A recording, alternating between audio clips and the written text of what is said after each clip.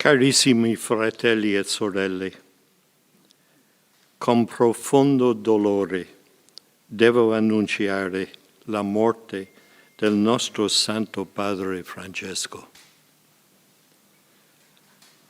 Alle ore 7:35 di questa mattina, il Vescovo di Roma Francesco è tornato alla casa del Padre.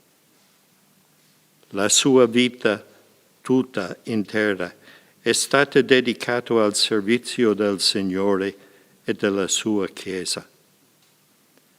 Ci ha insegnato a vivere i valori del Vangelo con fedeltà, coraggio e amore universale, in modo particolare a favore dei più poveri ed emarginati.